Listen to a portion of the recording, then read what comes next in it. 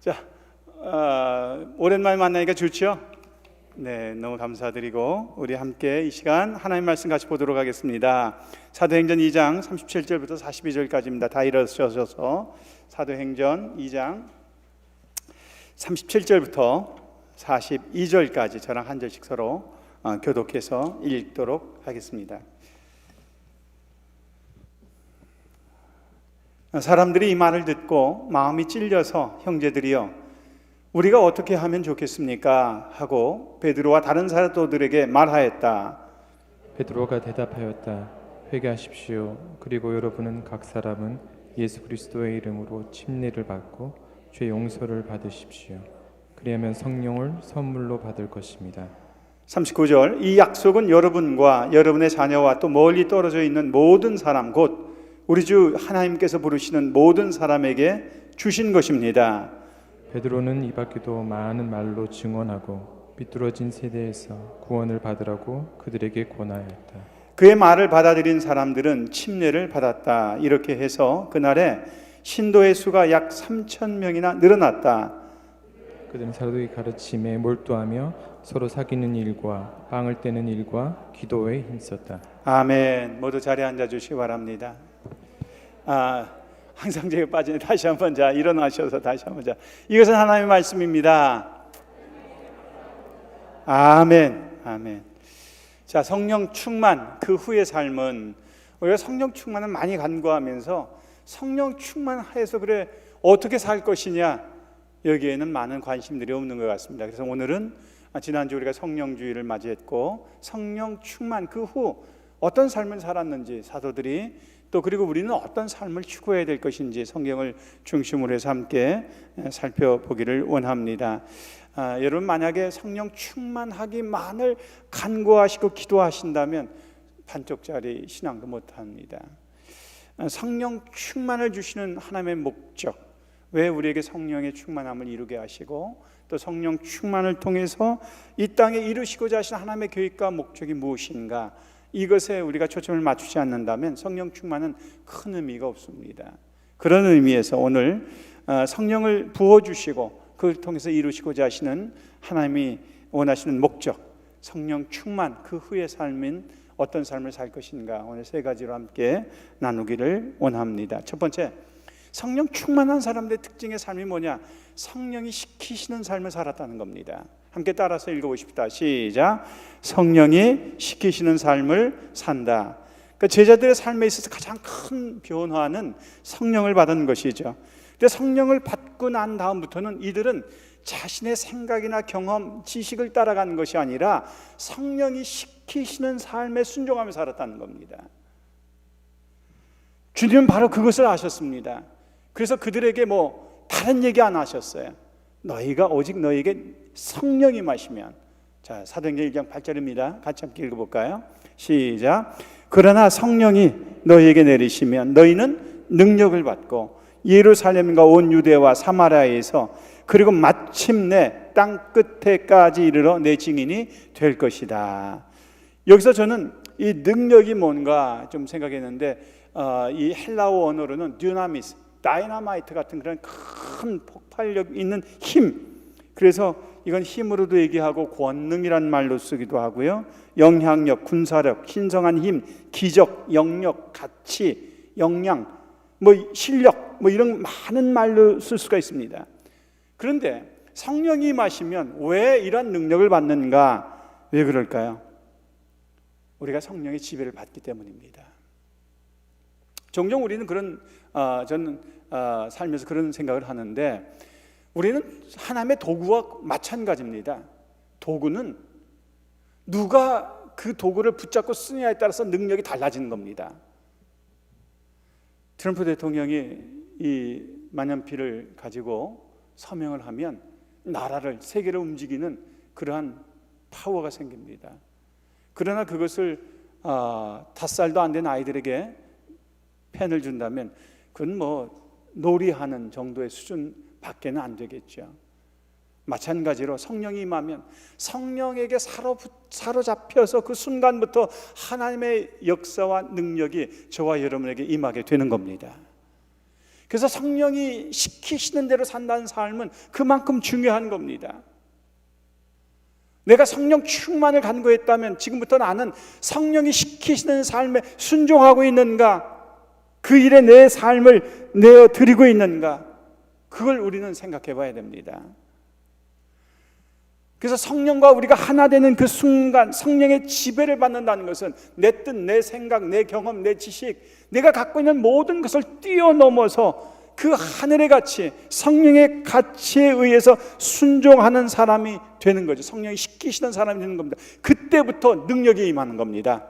그러니까 능력을 주어서 그 사람에게 일을 시키는 게 아니라 내가 성령이 시키신 대로 순종할 때, 그때 하나님의 능력이 저와 여러분에게 임하게 될 줄로 믿습니다.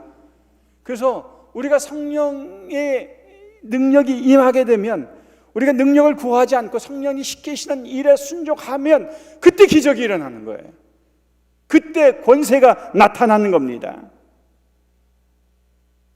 제자들은 성령이 임하고 나니까 더 이상 하나님의 우편에 누가 앉을 것이냐, 설 것이냐 아무도 얘기하지 않았어요.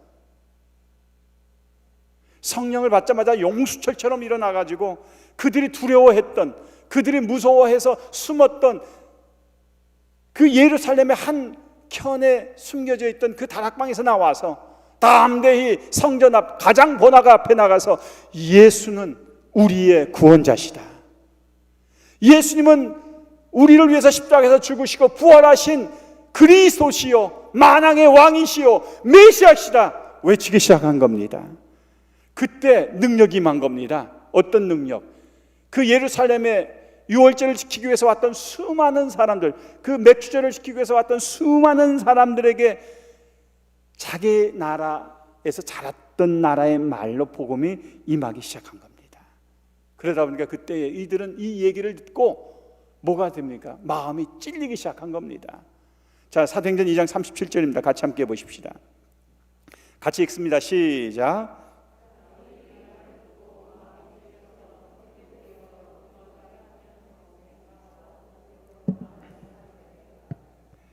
마음이 찔렸다는 것은 자기들의 죄에 대해서 마음이 찔렸다는 겁니다. 죄는 다른 것이 아닙니다. 이 땅에 구세주시요 메시아로 오신 우리의 구원자이신 예수 그리스도를 자신들이 십자가에 못 박혔다는 것, 그 예수를 믿지 않고 몰라봤다는 것, 오해했다는 것, 바로 그것이 죄입니다. 그래서 요한복음 16장 9절은 죄에 대하여는 이렇게 얘기합니다. 같이 함께 읽어보십시다. 시작. 죄에 대하여 깨우친다고 함은 세상 사람은 나를 믿지 않기 때문이요. 그러니까 죄가 다른 게 아니에요. 믿지 않는 게 죄입니다. 예수님이 우리를 구원하신다고 하신 그 말씀을 믿지 않는 것, 그것 자체가 죄입니다. 그래서 성령님의 역할은 뭘까요? 그 말씀을 깨닫게 해주시고 그 말씀을 우리에게 부어주시는 거예요. 알게 해주시는 겁니다. 느끼게 해주시는 겁니다. 그래서 요한복음 16장 7절 8절 거기 보시면, 자, 그러나 내가 너희에게 진실을 말하는데 내가 떠나가는 것이 너희에게 유익이다. 내가 떠나가지 않으면 보혜사가 너희에게 오시지 않을 것이다. 보혜사, 파라클레이토스, 우리 옆에 계셔서 상담자가 되셔서 나의 모든 필요를 깨닫게 해주시고 알게 해주시고 인도해 주시는 그 하나님, 그 하나님 우리에게 오신다는 겁니다. 그래서 그러나 내가 가면 보혜사를 너에게 보내주겠다. 8절 같이 함께 읽습니다. 시작. 죄와 의와 심판에 대하여 세상의 잘못을 아멘. 성령이 임하시면요 죄에 대해서 깨닫게 돼요. 내가 이렇게 살면 안 되지. 어떤 분들이 지나가다가 그 홈리스트를 보면서 돈을 나눠줄 때에도 참 내가 좀 일부라도 좀 도와주고 가야겠다. 이것도 성령께서 깨닫게 해주신 겁니다. 줄 수 있는데 그냥 지나가 보세요.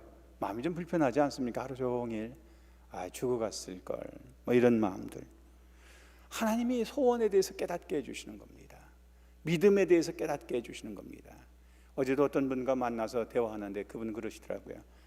목사님, 저는 하나님께서 자기에게 말씀해 주시면 그대로 이루어질 거라고 믿는다는 겁니다.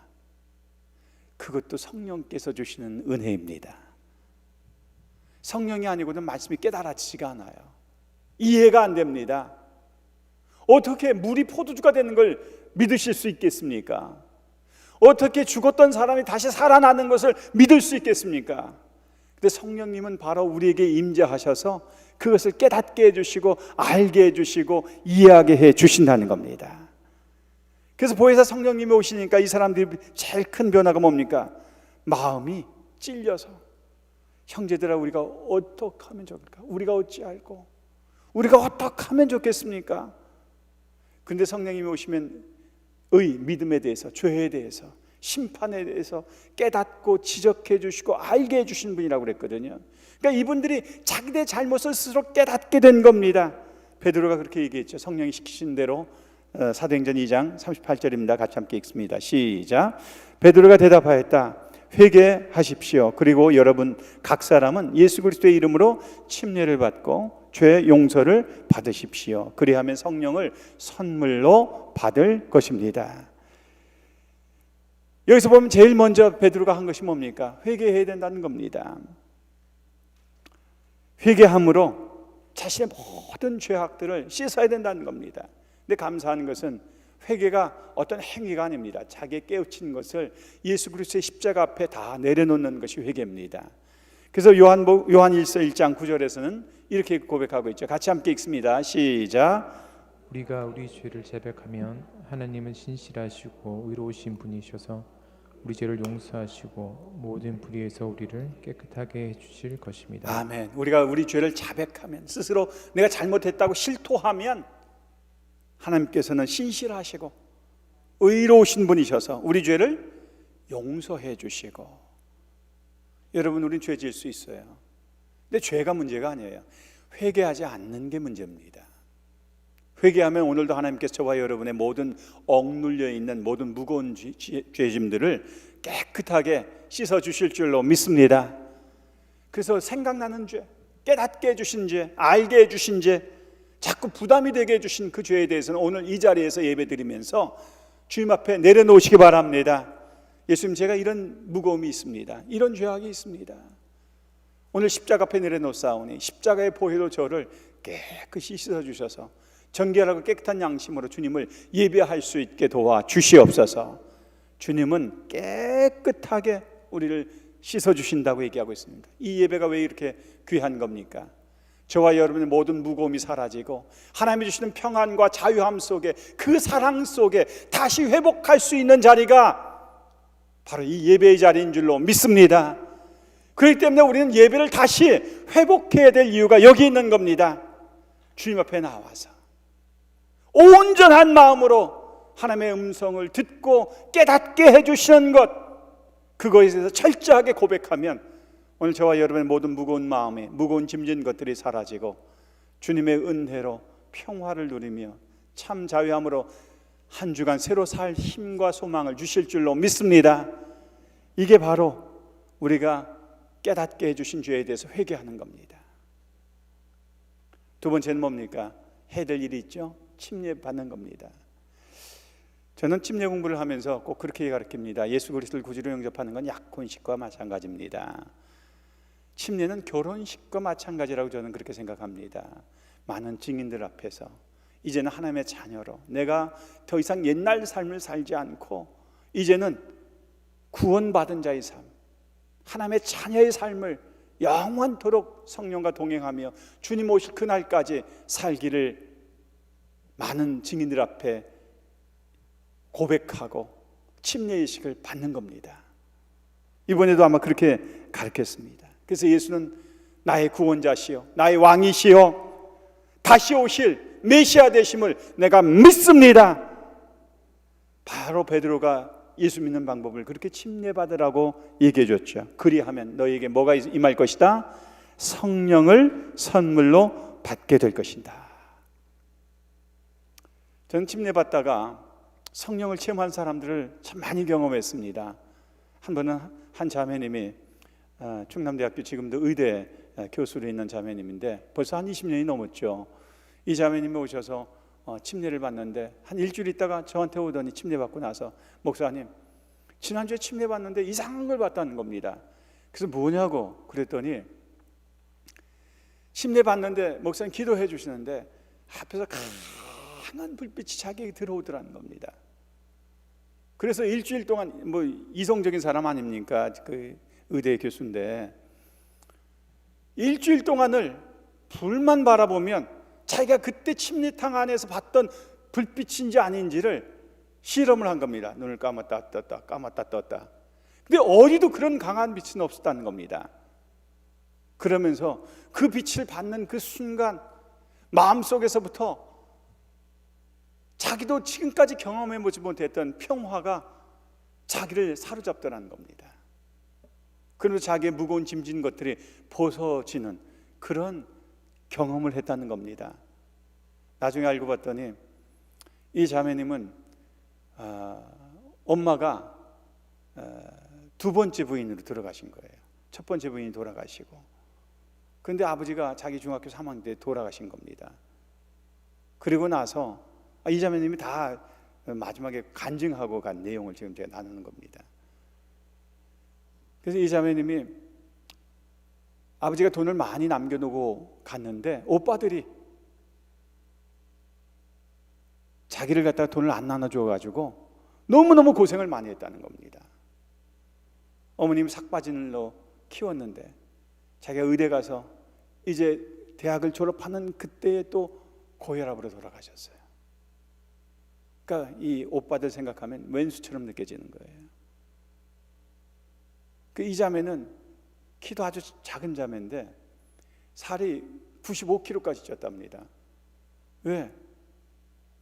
자기가 잘 돼가지고 오빠들 복수하는 것밖에 없으니까. 그래서 대학에서 인정받고 전문의가 되고 박사가 되고 또 그 대학의 교수가 됐어요. 저를 만났을 때는 살이 다 빠져가지고 왔습니다. 빠져가지고 1년 반 동안 왔다 갔는데 그때 예수님을 만났어요.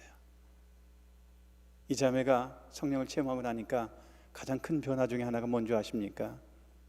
용서였습니다. 자기 오빠를 용서할 수 없었고 왕래도 안 했는데 저보고 그래, 목사님 오늘 한국 가는 준비하려고 하는데 목사님 혹시 도와줄 수 있어요? 그러자고.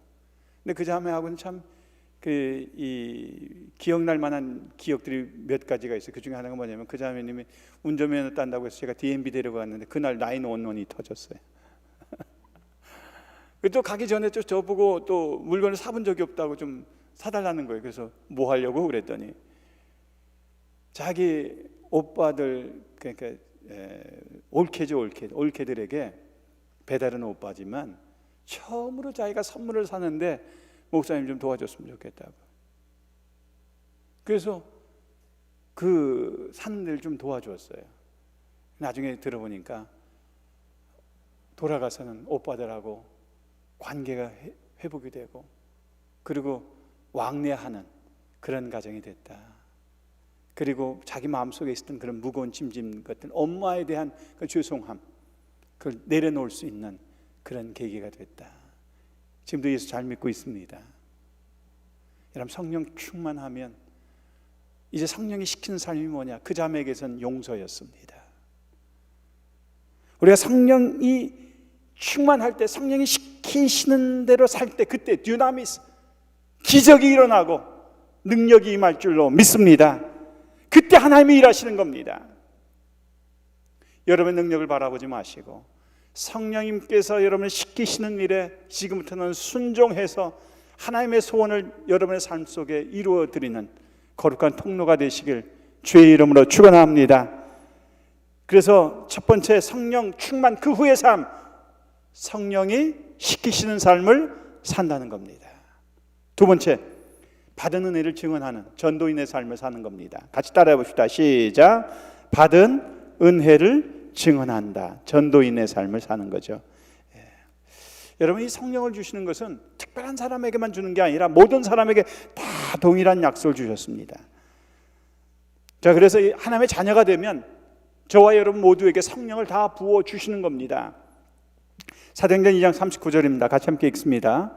시작.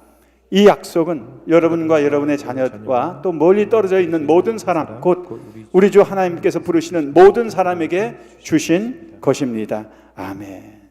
그렇다면 저와 여러분에게도 이미 성령님이 계신 줄로 믿습니다. 많은 사람들이 내가 정말 성령을 받았을까? 이렇게 의심하는 사람들이 많이 있어요. 근데 오늘도 안철호 형님 고백이 뭡니까? 대학 다닐 때 그 전우사님을 통해서 선교사님을 통해서 성경 공부를 했는데 연명과기대 나왔거든요. 그래서 좋은 선생님을 만났어요. 그래서 우리 목장처럼 그렇게 데려다 놓고 선생님들, 선교사님들이 성경 공부를 가르쳐 준 겁니다. 그러나 예배라든지 이런 부분들을 못 하셨는데 뒤돌아보니까 자기 주변에 늘상 자기가 믿음 안에서 살아갈 수 있도록 그런 믿음의 사람들이 있었다는 거예요. 일본 가서도 그렇게 방문을 받고 또 이곳에 와서도 유치원을 통해서 또 우리 교회를 소개받고 그렇게 올 수 있도록 더더군다나 처남이 그렇게 자기가 예수 잘 믿을 수 있도록 계속 기도하고 했던 그러한 은혜의 카테고리 안에서 살 수밖에 없었다, 이걸 고백하고 있지 않습니까? 여러분, 하나님께서 부르시지 않으셨다면 오늘 이 자리에 나올 수가 없습니다. 이미 성령님의 이끌림을 받아 여러분, 저와 여러분이 이 자리에 앉아 계신 줄로 믿습니다. 그래서 우리가 함께 지난 2개월 반 동안 예배를 같이 못 드렸지만 오늘 얼마나 감격스럽습니까? 저는 아까 이 자리에 서는데 울컥했어요. 너무 감격스러워서. 물론 우리 성도님들이 많이 오진 못했지만 그래도 제가 이렇게 보니까 우리 교회에 허락한 숫자만큼은 나오신 것 같아요. 그래서 참 감사한데, 여러분, 우리가 하나님 앞에 함께 모여서 예배드리고 함께 기도하고 하나님을 사역에 함께 동역하는 것, 이것은 그냥 오는 게 아니에요. 성령의 부르심이 있기 때문에 그렇습니다. 이걸 갖다 저는 영적 호기심이다, 그렇게 얘기하고 싶습니다. 다른 말로 하면 이게 끌리는 겁니다. 모세가 그랬죠. 모세가 양치기였는데 어느 한날은 산꼭대기에 떨기나무에 불이 붙었는데 안 타는 겁니다. 불이 붙었는데 안 타는 게 이상해서 그 산에 올라갔더니 어떻게 됩니까? 바로 그 자리에서 하나님을 만나고 그가 사명을 받는 자리가 되었죠. 이걸 영적 호기심이다, 그렇게 얘기할 수가 있습니다. 그래서 마음속에 성령님이 임하시면, 성령이 시키시는 사람은 해보고 싶은 마음이 들어요. 저는 안 해봤는데 순종하고 싶은 마음이 들고요, 또 그렇게 따라가고 싶고, 그렇게 순종하고 나면 마음이 기쁘고 평안함이 오고 자유함이 생기고, 이게 성령의 이끌림입니다. 반대로 하나님이 싫어하는 일을 하게 되면 마음이 불편해지게 되어 있습니다. 기쁨이 사라지고 행복이 없고 두려움이 생기고 불편함이 생기는 겁니다. 바로 하나님이 원하시지 않는 모습이기 때문에 그렇습니다. 하나님은 저와 여러분이 성령 충만하게 살기를 원하고 계십니다. 성령 충만해서 하나님이 시키신 일에 순종할 때 그 순종함이 세상을 변화시키는 능력이 되기 때문입니다. 유스들 와가지고 좀 앉아 계시라고 하세요. 이 앞에, 빈자리에. 그때에 하나님이 꿈꾸시는 그러한 세상을 여러분의 그 순종을 통해서 만들어가기를 원하시는 겁니다. 근데 성령 충만하기 위해서 먼저 해야 될 일이 있습니다. 뭘까요? 비뚤어진 마음을 바로잡는 겁니다. 자, 거기 사도행전 2장 40절 말씀인데 같이 함께 읽어볼까요? 자, 시작. 베드로는 이 밖에도 많은 말로 증언하고, 시작. 비뚤어진 세대에서 구원을 받으라고 그들에게 권하였다. 이 비뚤어진 마음이 뭘까요? 예수님을 죽인 대제사장들, 서기관들, 바리새인들, 그들이 예수님을 죽인 것은 주님을 몰라서가 아니었습니다. 비뚤어진 마음 때문에, 하나님 말씀에 순종하기보다는 자기들의 권력을 지키고자 했던 그것 때문에 복음을 저항하는 마음이 바로 비뚤어진 마음입니다. 부자 청년에게는 그 자기의 재산을 지키겠다는 그 한 가지 욕망 때문에, 그 비뚤어진 마음 때문에 예수님을 만나고 구원받고 하나님 일에 그렇게 쓰임받을 수 있는 엄청난 축복을 얻었지만 그는 스스로 그 기회를 저버리게 된 겁니다. 비뚤어진 마음을 내려놓을 때 저와 여러분이 성령의 역사를 경험하게 될 줄로 믿습니다. 그래서 이 복음을 받아들인다는 건 뭐냐? 자, 사도행전 2장 41절 같이 함께 읽습니다. 자, 시작. 그의 말을 받아들인 사람들은 침례를 받았다. 이렇게 해서 그날의 신도의 수가 약 3,000명이나 늘어났다. 그래서 받아들였다는 게 뭘까요? 그냥 수긍한 거예요. 그 말씀을 거절하거나 또 비뚤어진 마음으로 그걸 받아들이지 않거나 한 것이 아니라 그냥 그대로 수긍한 겁니다. 그러니까 우리도 복음이 전할 때 여러분 마음에 감동이 되고 살고자 하는 어떤 소망이 생기고 이끌림이 있다면 그냥 순종하시기 바랍니다. 그때 기적이 일어나는 겁니다. 여러분 우리가 아프리카 선교 지금 힘껏 하고 있는데 그것도 아주 단순한 호기심에서 시작한 거예요. 김진희 선교사님이 그 마사이들 춤추는 거 거기 갔다가 하나님의 음성 듣고 그 통역했던 자기를 인도했던 데니오라는 형제 마사이 집에 갔다가 거기서 마을의 복음을 전하기 시작하면서 지난 10년 동안 이 엄청난 사역들을 이루어 주신 겁니다. 이 영적 끌림이에요. 끌림. 오늘도 하나님께서 여러분에게 성령님을 통해서 하나님의 일에 대한 끌림을 주실 때에 거절하지 않는 복된 믿음이 있기를 원합니다. 맞이하는 사람들, 받아들인 사람들, 바로 그런 사람들이 바로 성령 충만한 사람이죠. 근데 그들의 삶의 특징이 뭡니까? 전도인의 삶을 살았다는 겁니다. 받은 은혜를 나눠준 것이죠. 대표적인 사람이 누구냐? 사마리아 여인입니다.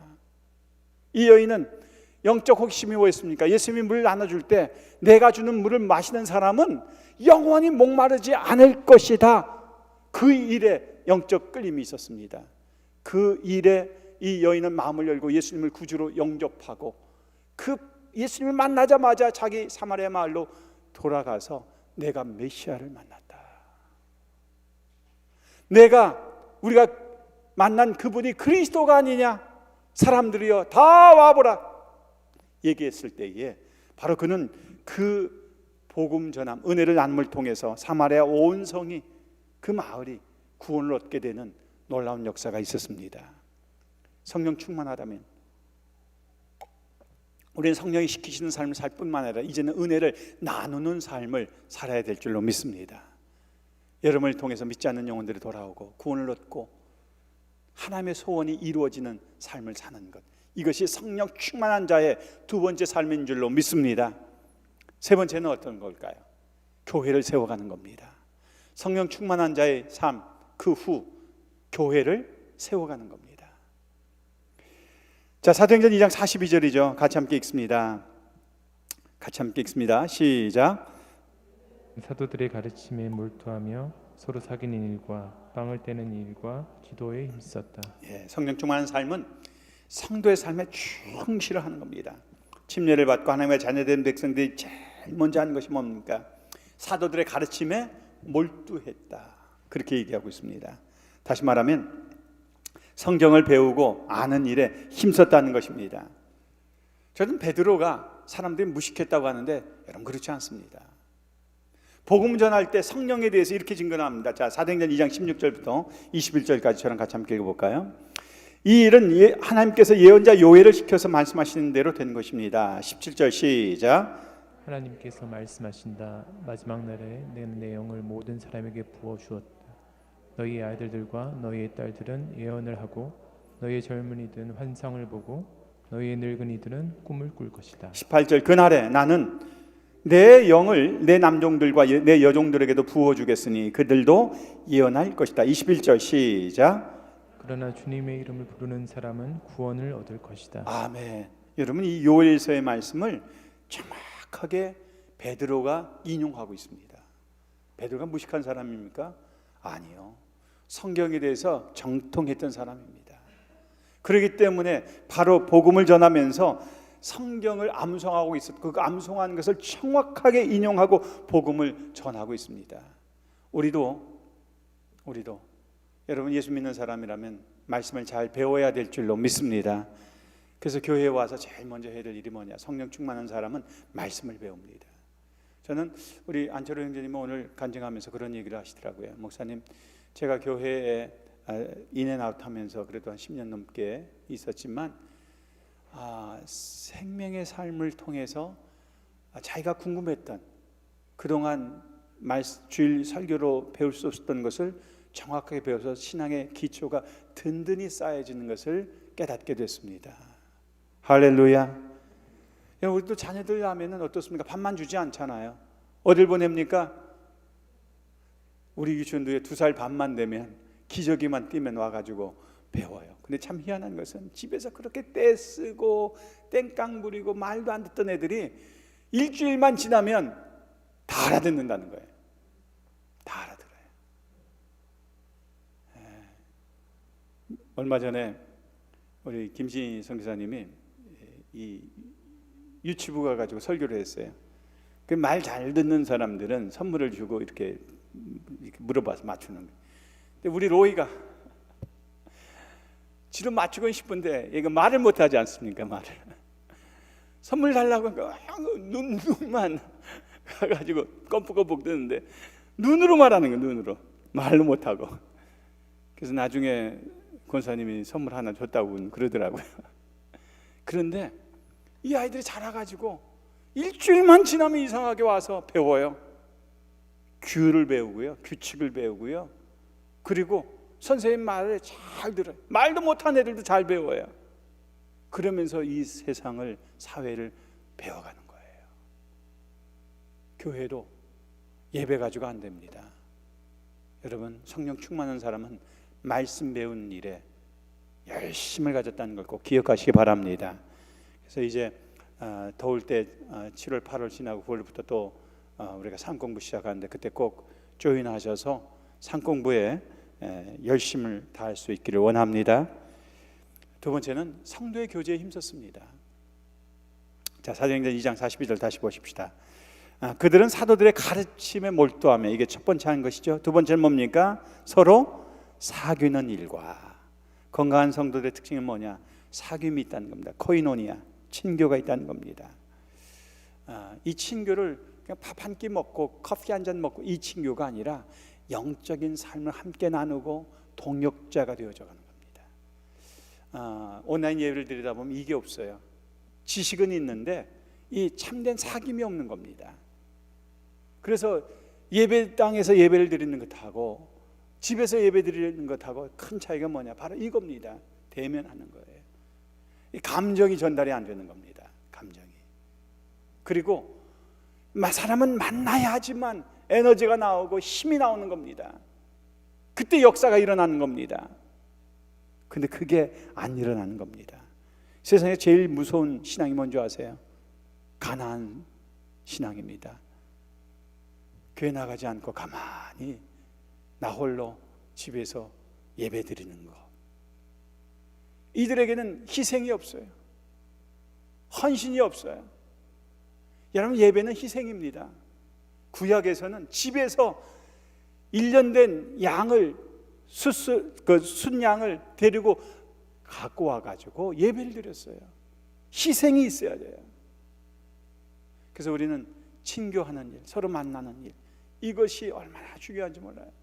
여러분, 목장도 이렇게 보니까 줌으로 온라인으로 하지만 어떤 목장들은요 그렇게 모이지 말래도 일주일에 2번씩 계속 모이더라고요. 금요일날 모이고 주일날 모이고. 금요일 주일만 모이는 게 아니라 어제도 보니까 또 어제 또 모였더만. 그 목장은 일주일에 3일씩 모여서 하더라고요. 그렇지? 예. 이 목자 목녀를 잘 만난 건지. 그래서 내가 코로나 때문에 어떻게 하려고 그래? 목사님 뭐 괜찮아요. 벌써 2달 반 이상을 우리 온라인으로 지금 목장 예배하잖아요. 그런데도 거기는 한 번도 빠짐없이 그냥 계속 모였던 것 같아요. 이제 아예 그러더니 오늘 또 있지 거기. 여러분, 너무 두려워하지 마세요. 한국에서도 그렇고요. 보니까 돌아가신 분들 93%가 기저질환자들입니다. 그러니까 건강한 사람 상관이 없는 거예요. 저 같은 사람이 제일 무서운 사람입니다. 제일. 여러분, 돌아가신 분들의 7%도 안 들어가는 거예요. 기저질환이 없다면. 참다운 교제, 함께 모여서 주의 일을 도모하고. 요즘에도 새벽에도 보면 한 목장에서는 목원들 열심히 나와가지고 벌써 근 한 달 가까이 열심히 기도하고 가요. 열심히. 그래서 뭘 기도가 저렇게 기나? 어떤 데는 저보다 더 오래 해. 더 오래. 봤더니 반 이상은 수다인 것 같아. 그렇긴 하지만 그래도 하루도 빠짐없이 나와서 함께 기도하고 세겹주를 그 가는 모습이 얼마나 이쁜지 모르겠어요. 여러분, 저는 그분들 좀 간증 좀 시키고 싶어요. 틀림없이 기도하면서 뭔가 간증이 생겼을 것 같은데, 목자님이 끝나고 나한테 좀 조용히 얘기 좀 해줘요. 어떤 열매들이 있는지. 여러분, 그게 바로 교제입니다. 신앙생활에서 제일 무서운 게 뭐냐? 이 교제가 없는 겁니다. 그래서 신앙생활은 불과 마찬가지예요. 불은 함께 어우러지지만 불이 되는 겁니다. 나무는 2개 이상이 어우러질 때 불이 큰 불이 되고, 그러면서 타오를 수가 있어요. 아무리 잘 탄 불도 그냥 딱 하나 끄집어내서 밖에다 놔놓으면 그냥 꺼지고 맙니다. 신앙생활도 마찬가지입니다. 그래서 우리가 모이게 힘쓸 수 있는 저와 여러분 되기를 원합니다. 그래서 두 번째, 이분들은 뭐에 힘썼다? 코이노니아. 그래서 이 사람들은 매일같이 성전에 모여서 교제를 나눴어요. 세 번째, 뭐 했을까요? 예배했습니다. 자, 거기서 보면 떡을 뗐다고 그랬죠. 사도행전 2장 42절. 서로 사귀는 일과 빵을 떼는 일과. 여기서 빵을 뗀다는 것은 그때 예수님께서 우리를 위해서 죽으시고 부활하신, 그래서 오늘 우리가 할 성찬 예식을 했다. 바로 그것이 예배한 것이었습니다. 예수님께서는 모일 때마다 너희가 나를 기념하여 이것을 행하라고 그랬거든요. 그래서 초대교회 예배는 특징 중에 하나가 뭐냐? 이 성찬 예식이 있었다는 겁니다. 그래서 우리도 모이게 힘쓸 수 있는 저와 여러분 되기를 원하고, 또 온전히 예배할 수 있기를 원합니다. 그 다음에 한 것이 뭐냐? 전혀 기도에 힘썼다는 겁니다. 성령 충만한 자들의 특징이 뭐냐? 그 후의 삶은 기도하는 삶을 살았다는 겁니다. 그래서 작은 일이건 큰 일이건 주님 앞에 맡기는 삶을 살기 시작했다는 거예요. 그 기도가 뭐냐? 주님께 맡기는 게 기도입니다. 그래서 베드로와 요한이 성전에 올라갈 때에도 안전뱅이가 거기서 앉아서 구걸하고 있을 때 그의 특징이 뭡니까? 은과 금은 내게 없거니와 곧 나사렛 예수 이름으로 일어나 걸어라. 그게 바로 주님 앞에 맡기는 겁니다.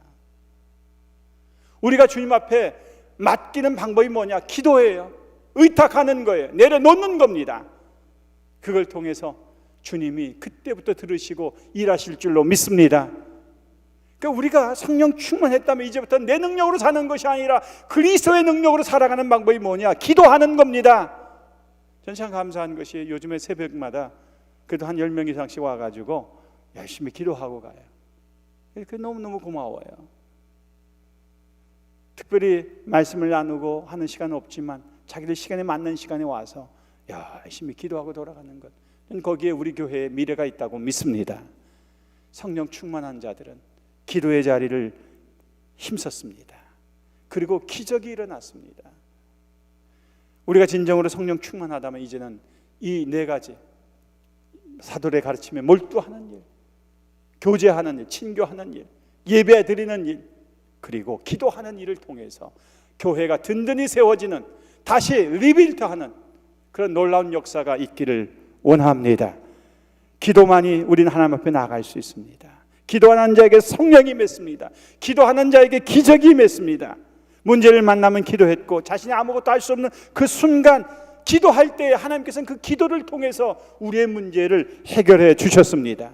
기도가 그대의 삶을 살리는 능력이 된 것입니다. 이제 우리도 성령 충만한 삶을, 성령 충만을 경험했다면 그 후의 삶, 성령이 시키는 삶을 살고 받은 은혜를 나누고 증언하고 전도인의 삶을 살고 아름다운 공동체를 세워가는 저와 여러분 되기를 주의 이름으로 축원합니다.